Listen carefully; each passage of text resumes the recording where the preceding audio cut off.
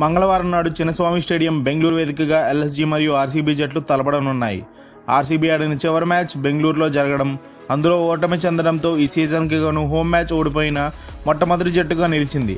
అయితే తమ ఓటమితో ఫ్యాన్స్కు హోమ్ గ్రౌండ్లో బాధనిచ్చిన ఆర్సీబీ ఈసారి ఎలా అయినా గెలిచి తమ ఫ్యాన్స్లో జోష్ని నింపాలని చూస్తున్నారు. ఇక ఎల్ఎస్జీ జట్టు తమ చివరి మ్యాచ్ను గెలిచి మంచి ఊపు మీద ఉన్నారు.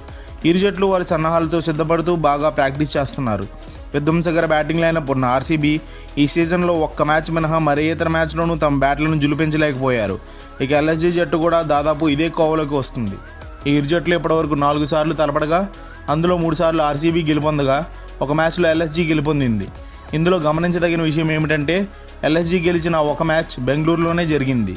ఈ మ్యాచ్ లక్నో జట్టు 1 వికెట్ తేడాతో విజయం సాధించింది.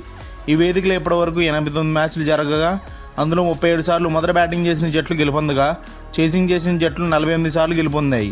4 మ్యాచ్ల్లో ఫలితం తేలలేదు. ఇక ఈరోజు జరిగే మ్యాచ్లో ఎవరు గెలుస్తారని మీరు అనుకుంటున్నారు? కమెంట్స్లో మెన్షన్ చేయండి.